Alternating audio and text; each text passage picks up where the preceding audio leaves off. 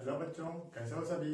तो आज हम लोग कक्षा 9वीं का प्रश्नावली 1.10 और प्रश्नावली 1.11 कंप्लीट करेंगे। तो पिछले वीडियो में मैंने गुणा करने की वैदिक विधि के बारे में बताया था और वर्ग निकालने की वैदिक विधि के बारे में बताया था। आज का जो है हम लोग ज्ञात करेंगे क्या, वर्गमूल ज्ञात करना सीखेंगे।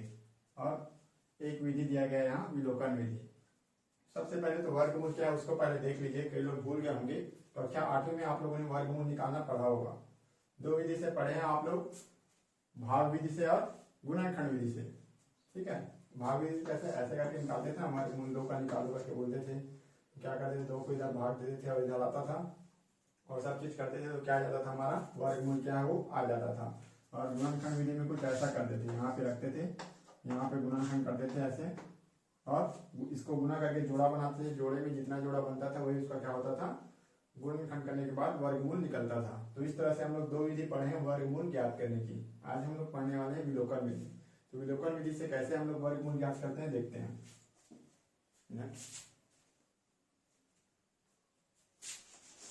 तो थोड़ा सा पहले वर्गमूल क्या है उसको देख लेते हैं, उसके बाद जाएंगे इसमें।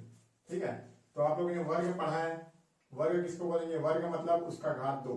कोई भी संख्या है, मान लो कि 5 है, इसका वर्ग बोल दिया मतलब ऊपर में इसका घात क्या हो जाता है, 2 हो जाता है। वर्ग मतलब घात 2, और घात 2 का मतलब ये संख्या कितनी बार गुना है, 2 बार गुना है। अगर यहाँ 3 रहता तो ये संख्या 3 बार, इसी संख्या से इसी का 2 बार गुना है। ठीक है, अगर 3 रहता तो इसी संख्या का इसी से 3 बार गुना होता। तो गुना करने के बाद क्या आ जाता है, 25 आ जाता है। तो हम लोग क्या कह सकते हैं, 5 का जो वर्ग है वो क्या है, 25 है। अब यहाँ वर्ग नहीं है, यहाँ क्या है, वर्गमूल है। तो भाई वर्गमूल किसको बोलेंगे, कोई संख्या, ऐसी संख्या दी गई है जो किसी संख्या को 2 बार गुना करने से हमको मिलता है। मान लो कि 25 को ही ले लेते हैं, 25 है कोई संख्या। तो ये 25 किसको 2 बार गुना करने से हमको 25 मिला है। तो जिस संख्या को भी 2 बार गुना करने से 25 मिला होगा वही इसका क्या कहलाएगा, वर्गमूल कहलाएगा। ठीक है, मतलब कि 25 किसको 2 बार गुना करने से मिला है, 5 को 2 बार गुना करने से मिला है। मतलब कि 25 का जो वर्गमूल है वो क्या कहलाएगा, 5 कहलाएगा। वर्गमूल, मूल मतलब क्या होता है, जड़। मतलब 25 किसका वर्ग करने से 25 मिला है, मतलब 25 का जो जड़ है वो क्या है, मूल क्या है, 5 है। 5 को ही हम लोग डबल गुना किए तभी क्या मिला हमको, 25 मिला। तो 25 का जो वर्गमूल है वो क्या आएगा, 5 आएगा। वर्गमूल को कुछ इस तरह से दर्शाते हैं ऐसे। इसके अंदर अगर कोई संख्या लिखा हुआ है, इसका मतलब क्या है, इसका वर्गमूल हमको निकालना है या इसका वर्गमूल ज्ञात करना है। तो यहां से वही संख्या वहां निकलेगा जो किसी भी संख्या का वर्ग हो। अगर कोई संख्या किसी संख्या का वर्ग नहीं है तो उसका मान दशमलव में आएगा। ठीक है, तो इस विधि से हम लोग पूर्ण वर्ग, जो पूर्ण वर्ग है ना, जो बिना दशमलव वाले हैं, जैसे कि 25 है, पूर्ण वर्ग है, मतलब कि संख्या को 2 बार गुना करने से सीधा मिल जाता है, वो पूर्ण वर्ग कहलाता है। तो जो संख्या पूर्ण वर्ग है उसी संख्या को निकालना हम लोग इस विधि से देखेंगे। ठीक है, 25 का कैसे ऐसे होता है, 5 का घात 2 होता है 25 का, मैं कर सकता हूं। और ये वर्गमूल का मतलब क्या होता है, उसका घात 1/2 होता है। तो आप लोगों ने घातांक का नियम पढ़ा होगा, 1 का घात m पूरे का घात n। तो क्या हो जाता है, 1 का घात m गुणित n, ये होता है। तो लोग इसको क्या लिख सकते हैं, 5 का घात 2 गुणित 1/2। ये 2 और 2 कटेगा तो क्या आ जाएगा, 5 आ जाएगा। मतलब 25 का जो वर्गमूल है वो क्या आ जाएगा, 5 आ जाएगा। तो वर्गमूल आप लोग को समझ आ गया होगा। वर्गमूल क्या है, कोई संख्या है वो किसको 2 बार गुना करने से हमको मिला है वही उसका क्या कहलाएगा, वर्गमूल कहलाएगा। जैसे कि एक और एग्जांपल देख लेते हैं, 16। तो 16 किसको 2 बार गुना करने से मिला है, 4 को। मतलब 16 को मैं क्या लिख सकता हूँ, 4 गुणित 4, या 4 का वर्ग ऐसे लिख सकता हूँ। मतलब कि 16 का जो वर्गमूल है वो क्या आएगा, 4 आएगा। तो वर्गमूल आप लोग को मोटा मोटा समझ आ गया होगा कि जो भी संख्या दी गई है वो किस संख्या को 2 बार गुना करने से प्राप्त हुआ है। 2 से नहीं, 2 बार गुना करने से प्राप्त हुआ है। तो जो संख्या 2 बार गुना करने से प्राप्त हुआ है वही उसका क्या कहलाएगा, वर्गमूल कहलाएगा। मतलब इस 16 किसको 2 बार गुना करने से प्राप्त हुआ है, 4 को। तो 4 इसका क्या कहलाएगा, वर्गमूल कहलाएगा। ठीक है, तो ये क्या है, वर्गमूल है। अब देखते हैं ये विधि के लिए कुछ चीजें आप लोग को जानना जरूरी है, उसको देख लेते हैं। तो इस टेबल को थोड़ा सा ध्यान दीजिए, इस टेबल की जरूरत हमको पड़ेगी इस विधि के लिए। ठीक है, तो इसमें क्या करना है, पहले आप लोग को मैं बता देता हूँ। एक संख्या 1 से 10 तक का वर्ग तो सबको पता है, सब निकाल सकते हो। वर्ग मतलब उसी का उसी के साथ दो बार गुना, ठीक है। और उसका बीजांग, बीजांग क्या आता है, बीजांग आप लोग पढ़ चुके हो। बीजांग मतलब उसके जो संख्या, उन्हीं सभी संख्याओं को जोड़ने से जो एक अंक प्राप्त होता है उसको उसका बीजांग बोलते हैं। तो संख्या क्या है, एक है, एक का ये वर्ग, संख्या का वर्ग लिखा है, घात 2 मतलब संख्या का वर्ग है, आपके बुक में भी दिया है। और इसका जो बीजांग है उसको मैं नीचे लिखा हूँ। तो एक को 2 बार गुना करेंगे तो मतलब 1 का गुना 1 से होगा तो 1 आएगा, 2 का गुना 2 से 4, 3 का 9 आएगा, वैसे 4 चम 16, 5 पंजे 25, 6 जगह 36, 7 सत्ते 49, 88 64 99 81 10 धाम 100, ये लिख लिए बीजांग।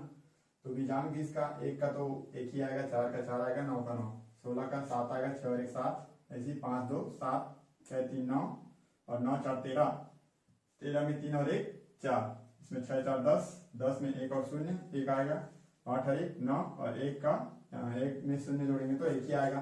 तो इस तरह से इनका बीजांग भी हमको मिल गया है। अब इसके आधार पर हम लोग ये जो बनाएंगे नीचे वाला, ये आपको ध्यान में रखना है, ठीक है। तो वर्ग संख्या की जो इकाई है, वर्ग संख्या ये है, वर्ग संख्या है ना, ये संख्या का वर्ग करने के बाद अब इसका जो इकाई देखते हैं। अगर वर्ग संख्या का जो इकाई है वो क्या है, 1 है, ये 1 और ये 1, तो क्या है, अगर वर्ग संख्या की जो इकाई है वो क्या है, 1 है, तो वर्गमूल संख्या की इकाई क्या होगी, 1 होगी। देखिए वर्गमूल मतलब ये वर्ग है तो इसका वर्गमूल ये होगा ना, जिसको 2 बार गुना करने से ये मिला है, इसी का क्या होगा, ये वर्ग है तो ये इसका वर्गमूल है, ये वर्ग है तो इसका वर्गमूल ये है, ऐसा है, ठीक है। तो अगर वर्ग संख्या की जो इकाई 1 है तो इसमें देखिए वर्ग संख्या की इकाई किसकी किसकी 1 है, ये 1 है और ये 1 है, 81 है और 1 है, ठीक है।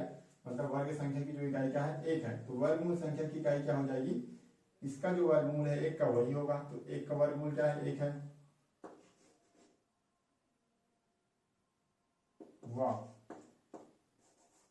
या 81 का भी तो है ना 9, ठीक है। तो ये चीज ध्यान रखिएगा आप लोग, अगर वर्ग संख्या की इकाई 1 है तो वर्गमूल संख्या की इकाई 1 होगी या फिर 9 होगी, मतलब कि उसकी इकाई में 1 होगा या फिर 9 होगा, तभी हमारा जो वर्ग वाला संख्या उसका क्या आएगा, लास्ट में 1 आएगा, मतलब इकाई में 1 आएगा। मतलब कि 9 गुणित 9 करेंगे तो 81 आ रहा है, तो 81 में भी 1 है इकाई में, और 1 गुणित 1 करेंगे तो भी क्या आ रहा है, 1 आ रहा है, तो इसमें भी क्या है, 1 ही है। ये चीज को आप लोग ध्यान में रखोगे। फिर अगर वर्ग संख्या की जो इकाई है उसमें क्या है, 4 है, तो 4 कहाँ कहाँ, एक तो यहाँ है इकाई में 4 और एक 64 में 4। तो हमको 4 किसका किसको गुना करने से मिला, या तो 2 को गुना करेंगे, मतलब वर्गमूल की इकाई में क्या होना चाहिए, या तो 2 होगा या फिर 8 होगा, तभी हमको क्या मिलेगा, वर्ग संख्या की जो इकाई हो क्या मिलेगा, हमको 4 मिलेगा। मतलब 88 64 में भी 4 आता है और 2 दूनी 4 में भी 4 आता है। वैसे ही 9, तो 9 का किसका किसका है और किसमें 9, 49 में और 9, तो 9 का क्या होगा, या तो 3 होगा या 49 मतलब कि 7 को 2 बार गुना करेंगे तो इकाई में 9 आएगा, या 3 को 2 बार गुना करेंगे तो इकाई में 9 आएगा। आप लोग जब ये सॉल्व करोगे तो आप लोग को समझ आ जाएगा कि ये सब चीज क्यों किया जा रहा है। अब देखते हैं 6, इसकी इकाई में 6 है ना, ये 16 को नहीं लेना है ना, एक एक अंक को बस देखना है हमको। 6 वर्ग संख्या की इकाई अगर 6 है तो किसको किसको गुना करने से लास्ट में 6 आएगा, या तो 4 को 2 बार गुना करने से आएगा, 4 चौक 16, या 6 को आएगा। इसके अलावा और कोई संख्या है क्या, नहीं है 6। उसके बाद क्या हमारा 5 भी है, तो 5 किसको किसको गुना करने से मिलता है, सिर्फ 5 को ही मिलता है, ठीक है। तो अगर 5 रहेगा तो 5 ही लिखना है। वैसे ही और कोई संख्या बचा क्या, 1 हो गया, 4 9 6 5, 6 तो हो गया, 9 भी हो गया, 4 भी हो गया, 1 हो गया और 0 बचा था ना, तो 0 तो 0 से ही आएगा, और कोई संख्या नहीं, 0 को 0 बार गुना करेंगे तो ये आएगा। तो इसको भी आप लोग ध्यान में रखेंगे। जब वर्ग संख्या की इकाई अगर 1 है तो एग्जाम्पल एक ले लेते हैं, जैसे कि 121, तो 121 के जो इकाई में क्या है, 1 है, मतलब कि इसका जो वर्गमूल जो भी संख्या होगा उसके इकाई में 1 होगा या 9 होगा, यही होगा ना। अब देखिए आप लोग, तो इधर क्या आएगा, आप लोग इससे गैस कर सकते हैं।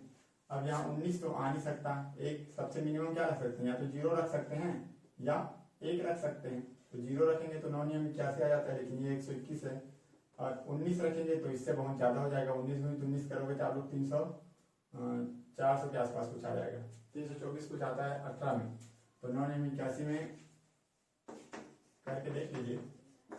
9 नियम 81 1 हासिल 8 9 कम 9 8 17 1 9 1 कम 1, तो क्या आ जाएगा 1 9 7 16 का 6 हासिल 1 361 आ जाएगा। तो 121 से बहुत ज़्यादा है 361। तो आप करके देखिए ये वाला एक, मतलब हमारा जो 9 है इकाई में 9 नहीं आएगा। इधर करके देखिए, तो 0 से करेंगे, 0 करेंगे तो 1 1 कम 1 आ जाएगा, मतलब कि यहाँ क्या आएगा 1 आएगा। तो हम लोग इससे हम लोग आसानी से गेस कर सकते हैं कि ये क्या हमारा 11 का जो वर्ग है क्या है 121 है, या 121 का वर्गमूल क्या है 11 है। तो इस तरह से हम लोग निकालने वाले हैं, इसलिए मैं इसको बता रहा हूँ। ठीक है, तो इसको आप लोग नोट कर लीजिए और इसको याद रखना है। पेपर के टाइम इसको ध्यान में रखना है। याद तो ये तो याद ही होगा आप लोग को, नोट कर लीजिए इसको। तो इसमें कुछ चीज और देखिए, नोट कीजिए। अब देखिए इसमें हम लोग बीजान को मैं इसलिए नहीं मिटा हूँ, इसमें से कुछ चीज देखना है हमको। तो इसमें से क्या क्या पॉइंट हमको मिल रहा है उसको देख लेते हैं। देखिए इसमें बीजांग में क्या क्या संख्या छूटा हुआ उसको देखते हैं। तो 1 के बाद 2 छूटा हुआ है, मतलब जिन संख्याओं का बीजांग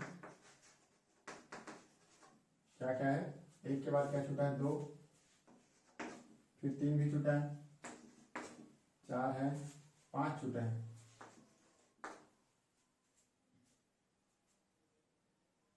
और क्या छूटा है 6 भी छूट गया क्या, 6 7 तो है, और 8 छूटा है। मतलब बीजांग अगर इतना है 2 3 5 6 और 8 आ रहा है, और बीजांग शून्य तो आ नहीं सकता, 8 आ रहा है, तो वे संख्याएं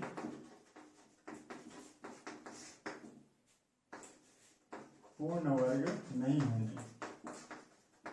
मतलब अगर कोई संख्या है जिसका बीजांग 2 3 5 6 और 8 आ रहा है, आपको सब बीजांग निकालेंगे, अगर इनमें से कोई संख्या है तो पूर्ण वर्ग नहीं, उसको सीधा आप लोग समझ जाना है। ठीक है, पूर्ण वर्ग नहीं होंगे। दूसरा है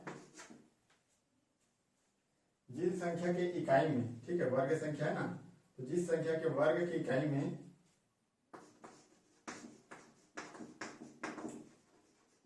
जिस संख्या के इकाई में क्या क्या नहीं है। अब इसमें देखिए 1 के बाद 2 3 4 है, 5 है, 6 है, 7 और 8 9 है, 0 है, 1 2 3 4 5 6 4 10। तो जिस संख्या के जो इकाई में 2 3 7 8 है वो भी पूर्ण वर्ग नहीं होंगे। पूर्ण वर्ग नहीं होंगी, अच्छे समझ जाना है। ठीक है, तो ये 2 चीजें आप लोग को ध्यान रखना है और ये टेबल आप लोग को याद रखना है। अब चलिए शुरू करते हैं, हमारा जो विधि है विलोकन विधि उसको देखते हैं। ठीक है, इसको नोट कर लीजिए। चलिए, तो मैंने 2 प्रश्न दे लिए हैं जिसको विलोकनम विधि से हमको हल करना है। ठीक है, 2 प्रश्न आप लोग बनाएंगे। तो हमारा जो पहला प्रश्न क्या है वो 9409, इसका हमको क्या याद करना है, वर्गमूल याद करना है। मतलब कि किस संख्या को 2 बार गुना करने से हमको 9409 प्राप्त हो गए, हमको याद करना है। कौन सी विधि से, विलोकन विधि से। आप लोग गुणनखंड विधि भाग विधि पढ़े हैं, उससे हम लोग डायरेक्ट निकाल सकते हैं, लेकिन यहाँ हम लोग विलोकन विधि अप्लाई करेंगे। ठीक है, पहले तो जिसका भी वर्गमूल निकालना रहता है उसको हम लोग क्या कर लेते हैं, ऐसे लिख लेते हैं जिसके अंदर वर्गमूल के अंदर। अब क्या करना आप लोग, इसमें जितने भी संख्या उसका जोड़ा बनाएंगे। ठीक है, तो पहले 2 संख्या का जोड़ा अलग और इसका 2 संख्या का जोड़ा अलग बनेगा। ठीक है, तो जो पहले जो 2 संख्या उसके इकाई में कौन सी संख्या उसको पहले देखते हैं। तो इकाई में क्या है हमारा 9 है, इकाई में क्या है हमारा 9।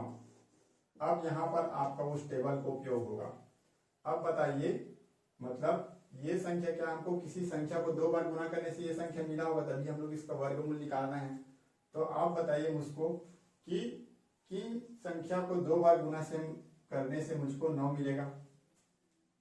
तो इकाई का अंक क्या है 9 है, तो 3 बताया था मैं, 3 तिया 9 या 7 सत्ते 49। 3 या 7 को 2 बार गुना करने से मेरे को लास्ट में क्या मिल जाएगा, 9 मिल जाएगा। मिलेगा कि नहीं मिलेगा, ठीक है। तो इसका जो पहला जो है जोड़ा, उससे हम लोग इसके जो आंसर आएगा उसका पहला इकाई का अंक हमको क्या मिल जाएगा। तो इसका मतलब इकाई में 3 होगा या 7 होगा, ये हमको समझ आ गया।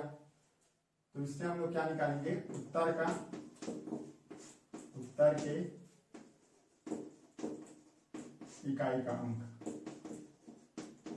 ठीक है। मतलब कि इसके जो इकाई का अंक है उससे हम लोग उत्तर के इकाई का अंक हम लोग ज्ञात करेंगे। तो यहां से हम लोग समझ आ रहा है कि इकाई में क्या होगा, उत्तर के 3 होगा या फिर 7 होगा। दूसरा स्टेप, जो दो संख्या जो जोड़ा बच गया उससे हम लोग क्या निकालेंगे, दहाई का अंक निकालेंगे। तो शेष जो जोड़े हैं 94, इससे हम लोग किसका क्या ज्ञात करेंगे, उत्तर का दहाई का अंक। हाँ, एक चीज और ध्यान रखना, जितने जोड़े बनेंगे, ठीक है, आंसर में उतने अंक होंगे, उसको भी याद रखेंगे। यहाँ 2 जोड़े बन रहे हैं, 1 जोड़ा और 2 जोड़ा, तो मतलब कि उत्तर में कितना जोड़ा होगा, 2 जोड़ा होगा, मतलब 2 अंक होंगे, सॉरी। तो शेष जोड़ा क्या हमारा 94। तो उत्तर का दहाई का जो अंक है वो किससे मिलेगा, हमको 94 से मिलेगा। कैसे मिलेगा उसको पहले देखते हैं। तो हमको क्या देखना है, 94 के जो सबसे पास का वर्ग, पूर्ण वर्ग संख्या क्या है, उसको पहले सोचिए आप लोग। तो एक तो है 81, 81 होता है ना, और एक तो है 100। यही है इसके सबसे पास का पूर्ण वर्ग संख्या। लेकिन हमको इससे छोटी संख्या को लेना है, ठीक है, इससे बड़ी संख्या को नहीं लेना है। तो 100 तो इससे बड़ी संख्या हो गई, तो इससे छोटी संख्या क्या है हमारा, 81 है। और 81 किसका वर्गमूल है, मतलब 81 का वर्गमूल क्या है, सॉरी, तो 81 का वर्गमूल क्या है हमारा, 9 है। मतलब कि हमारा जो दहाई का अंक क्या आएगा, 9 आएगा, ठीक है। तो शेष जो बच जाएगा उससे हम लोग क्या ज्ञात करेंगे, दहाई का अंक ज्ञात करेंगे। और दहाई का अंक ज्ञात करने के लिए क्या करना है, इसके पास का वर्गमूल संख्या आप लोग सोचेंगे और उसका वर्गमूल क्या है उसको आप लोग निकालेंगे। जैसे ही वर्गमूल संख्या निकलेगा वही उसका क्या रहेगा, दहाई का अंक रहेगा। मतलब कि हमारा संख्या क्या हो सकता है, या तो 93 हो सकता है या फिर 97 हो सकता है। ये दोनों संख्या हो सकती है इसका वर्गमूल, ठीक है। अब हमको इन दोनों में से एक को चूज करना है। तो उसके लिए एक और चीज करना पड़ेगा हमको, इनके बीच का जो ऐसा संख्या हम लोग देखेंगे जिसका हम लोग आसानी से 2 बार गुना करके निकाल सकें। तो आसानी से हम लोग 2 बार गुना करके किसका निकाल सकते हैं, 95 का। एकाधिक पूर्वेण विधि आप लोग पढ़े हो, एकाधिक पूर्वेण विधि से 95 का वर्ग निकालेंगे तो क्या आएगा, इससे एक ज्यादा क्या होता है, 5 पंचे 25 यहाँ लिख देंगे, और 9 से एक ज्यादा 9 दहम 90, ये होता है। तो 95 का क्या हो जाएगा, एकाधिक पूर्वेण विधि से एकाधिक पूर्वेण, ठीक है, 9025। अब बताइए आप लोग, ये 9025 है वो दी गई संख्या से बड़ी है कि छोटी है, छोटी है। 9409 क्या है, 9025 से छोटी है ना। मतलब कि हमारा जो आंसर भी जो है वो क्या है, 95 से छोटा होगा। मतलब कि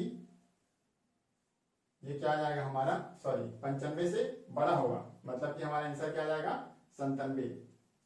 मतलब कि ये 9025 है वो इससे छोटी है, मतलब कि ये 97 से छोटी है, तो 97 ही आएगा ना इसका आंसर।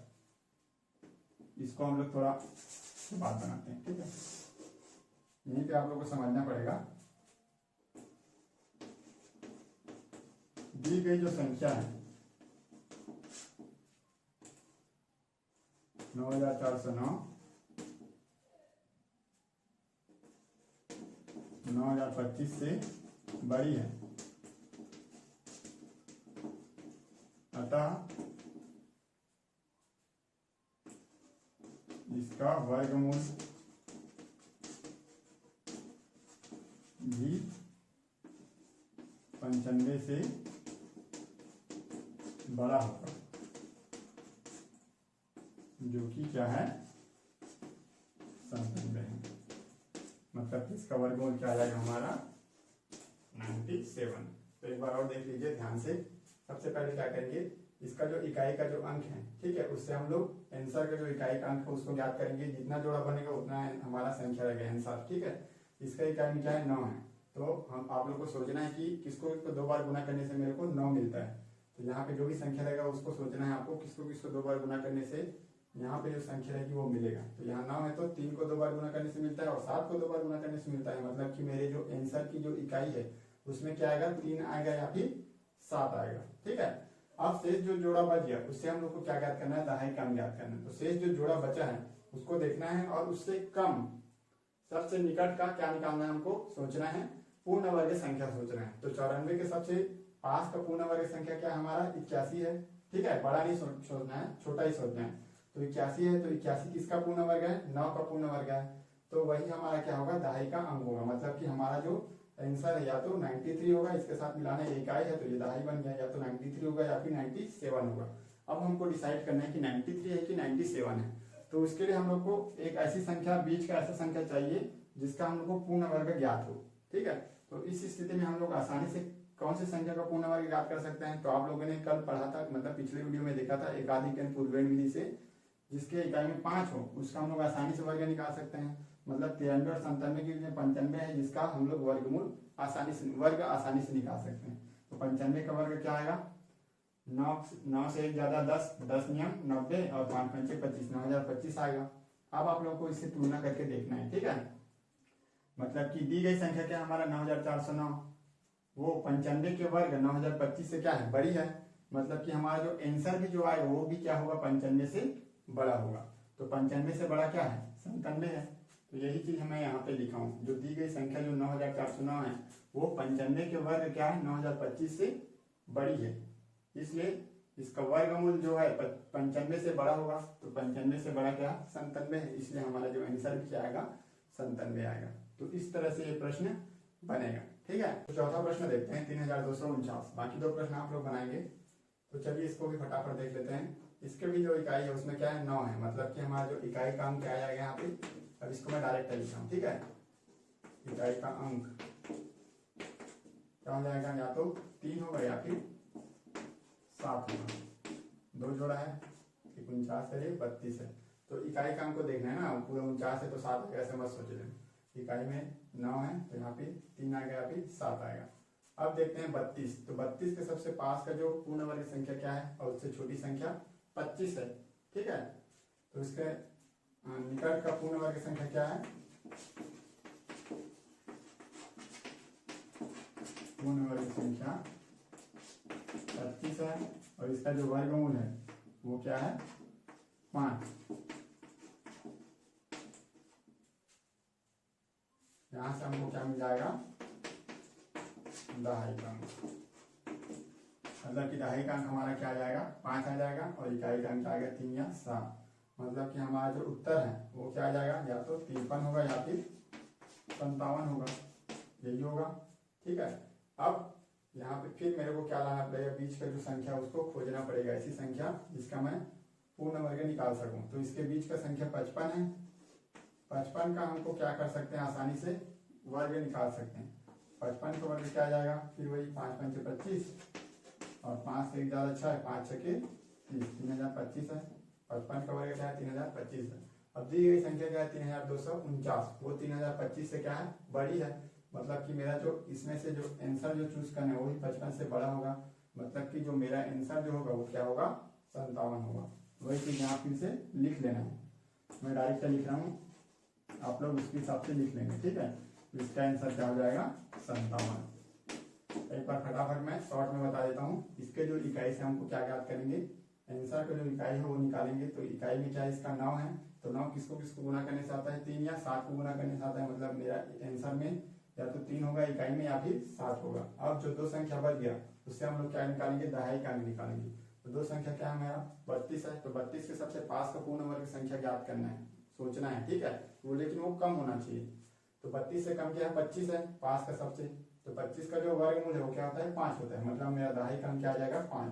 तो या तो वो संख्या 53 होगी या फिर 57 होगी। ठीक है, अब आप लोग को इनमें से कौन सा वो चूज करना है, वो चुनना है। ठीक है, तो क्या करोगे आप लोग, उसके बीच का जो संख्या है 55, उसका हम लोग आसानी से वर्ग निकाल सकते हैं एकाधिक पूर्वेण विधि से। तो 55 का पहले निकाल लेंगे। ठीक है, 55 का वर्ग निकालेंगे तो क्या आएगा, 3025। अब देखेंगे आप लोग, जो दी गई संख्या वो 3025 से बड़ी है तो 55 से बड़ी संख्या लेंगे। दी गई संख्या अगर 3025 से छोटी है तो 55 से छोटी संख्या लेंगे, बस यही करना है। इस संख्या को देख लेना, जो भी संख्या दिया है वो जो भी वर्ग निकालेंगे 5 वाले इकाई वाली संख्या का, ठीक है, वो दी गई संख्या अगर इससे बड़ी है तो आंसर भी इससे बड़ा होगा, ये संख्या इससे छोटी है तो आंसर भी इससे क्या होगा, छोटा होगा। तो यहाँ बड़ा है इसलिए यहाँ पे क्या आ गया हमारा 57 आएगा, ठीक है। तो इस तरह से बाकी 2 प्रश्न भी आपका बनेंगे, ठीक है। अब ये प्रश्न आते हैं पेपर में, इसको ध्यान रखिएगा और इसमें जितना भी विधि अभी तक बताया हम उसको भी ध्यान रखेंगे, आगे अप्लाई करते रहेंगे ताकि दिमाग में बैठा रहे, तब फटाफट गुना हो पाए, ठीक है। ये सिर्फ पेपर पास करने के लिए नहीं, आप लोग का आगे भी काम आएगा, आगे यूज करने के लिए गुना भाग जो भी चीज आप लोग पढ़े हो, ठीक है। तो इसको नोट कर लीजिए। अगला प्रश्न में देखते हैं 1.1। तो अगला हमारा जो प्रश्न वाली 1.1 है उसमें हम लोग बीज गणित का देखेंगे, ठीक है। बीज गणित क्या है, x और y के साथ साथ अंक भी होते हैं, ठीक है, चर और अचर साथ साथ होते हैं, उसको क्या बोलेंगे हम लोग, बीज गणित बोलते हैं। तो बीज गणित के अंतर्गत हम लोग ऊर्ध्वतिर्घाभ्याम विधि से गुणा करना देखेंगे, ठीक है। x y भी आ जाता है जिसमें, वो बीज गणित हो जाता है। तो आप लोग ऊर्ध्वतिर्घाभ्याम विधि पढ़ चुके हैं, 2 अंकों का और 3 अंकों का, सेम वही प्रोसेस है, बस इसमें x और y एक्स्ट्रा आ गया, बस x y आ गया, मतलब आप लोग को घातांक का नियम भी ध्यान में होना चाहिए, ठीक है। तो घातांक के नियम आप लोग पढ़ चुके हो पिछली कक्षाओं में, इस कक्षा में भी पढ़ने वाले हो, तो उसको आप लोग देखते जाएंगे साइड बाई साइड। उसमें मैं फिर से तीर के निशान रूल वाला नहीं बता रहा हूँ, सीधा सीधा बता रहा हूँ कैसे करना है। सेम वही चीज करना है, इसका गुना इससे करना है, फिर इसका ऐसे ऐसे, फिर लास्ट में इसका गुना इससे करना है। तो 3y का गुना अब इसमें हासिल नहीं जाएगा, इसमें सीधा जैसा है वैसे ही रहेगा। 2y का गुना 3y से करेंगे तो क्या आएगा हमारा, 2y गुणित 3y क्या आएगा, 2 तिया 6 और y गुणित y, आधार समान है इसलिए घात जुड़ जाएंगे, तो y गुणित y क्या आ जाएगा, y स्क्वायर आ जाएगा, मतलब यहाँ पे क्या आ जाएगा 6y स्क्वायर, ठीक है। ये दोनों किसमें है, प्लस में है, इसलिए इसको भी प्लस में लिखेंगे आप लोग, ठीक है। बीज गणित में चिन्ह सहित लिखना है। उसके बाद यहाँ तिरिया गुना हो जाता है, तो 4 तिया 12, 4 तिया 12 एक्स वाई प्लस, ये भी प्लस में है, 3 दूनी 6, एक्स इंटू वाई क्या हो जाएगा, एक्स वाई हो जाएगा। वैसे ही 4 तिया 12, यहाँ क्या हो जाएगा 4x प्लस इंटू 3x, तो 4 तिया 12 x इंटू एक्स क्या आ जाएगा, एक्स स्क्वायर आ जाएगा, तो 4 तिया 12 एक्स स्क्वायर हो जाएगा ये, ठीक है। 12 एक्स स्क्वायर हो गया। अब इसको मैं और अच्छे से लिखूं तो कैसे लिख सकता हूँ, 12 x square plus 12 6 18 x y plus 6y square, मतलब कि 4x plus 2y into 3x plus 3y करेंगे तो ऊर्ध्वतिर्घाभ्याम विधि से, तो ये हमारा क्या आएगा, आंसर आएगा। कोई भी जिसे करो गुना करोगे तो यही आएगा, आप लोग सिंपल करके देख सकते हैं, ठीक है। तो इस तरह से ये प्रश्न बनेगा आपका। चलिए ये वाला देखते हैं, इसमें क्या है, सेम इसमें भी, इसमें 3 पद दे दिया है, तो 3 वाला मैं बता दूं, 3 3 का निशान लगेगा, तो यहाँ करते जाइए। चलिए कितना बन जाएगा, ये पहला कॉलम है, फिर 1 2 3, ये दूसरा कॉलम बनेगा, इसमें 3 4 कॉलम बनेंगे, फिर ये तीनों का एक साथ वाला कॉलम बनेगा, ठीक है। फिर इधर और 2 कॉलम और बन जाएगा ऐसा। चलिए उसको देखते जाते हैं ध्यान से, इधर से बढ़ा लेते हैं। पहला कॉलम क्या हमारा, 4 एकम 4 आ जाएगा, ये प्लस 4 रहेगा ना, इसको ध्यान में रखेंगे। फिर इसका गुना इससे होगा, 4 दूनी 8x, ये प्लस है, प्लस इंटू प्लस प्लस, और 3 एकम 3x, ठीक है।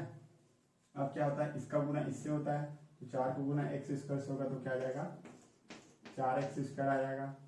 फिर x स्क्वायर गुना x से होगा तो 1 से होगा तो x स्क्वायर आएगा। फिर इसका गुना इससे होगा तो 3 दूनी 6, दोनों प्लस में, तो यहाँ प्लस लिख देता हूँ, 3 दूनी 6 x इंटू एक्स क्या आ जाएगा, 6x स्क्वायर आ जाएगा, ठीक है। और इसका गुना इससे कीजिए, तो 3 का गुना x से करेंगे तो 3 एकम 3, और x का गुना x से होगा तो x का घात x स्क्वायर है ना, और ये x है तो 2 और 1 क्या हो जाएगा, 3 हो जाएगा।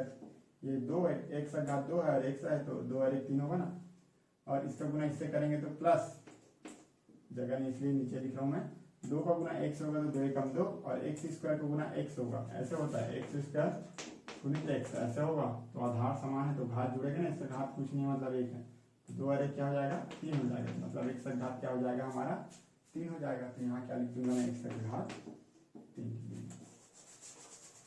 फिर लास्ट बच गया हमारा x घात 2 गुणित x घात 2 क्या आ जाएगा हमारा x घात 4। 2 और 2 4। आधार समान है तो घात क्या हो जाता है जुड़ जाता है, आप लोग पढ़े हैं। अब इसको मैं पूरी तरीके से लिखूं तो कैसे लिख सकता हूँ, x घात 4 तो x घात 4 ही आएगा, ये प्लस है दोनों, 3 और 2 5, x घात 3, ये सभी प्लस में है तो प्लस 6 4 10 और 11 x घात 2 प्लस 8 और 3 11x प्लस 4 का 4। तो ये हमारा आंसर आएगा। ठीक है, तो इस तरह से आप लोग बाकी प्रश्नों को भी बना सकते हैं। बस आप लोग को ये घातांक के जो नियम है वो ध्यान में आने चाहिए, याद रखने चाहिए। ठीक है, तो इस तरह से ये जो प्रश्न वाली है और ये जो पार्ट है वो खत्म होता है। भाग वाला भी दिया हुआ लेकिन उसका कोई प्रश्न वाली दिया है, इसलिए मैं इसको छोड़ रहा हूँ। ठीक है, जब क्लास लगेगी तो हम लोग बता देंगे, उसको देख लेंगे। तो आज की वीडियो में इतना ही करते हैं। अच्छा लगा वीडियो तो लाइक कीजिए, शेयर कीजिए। Thank you.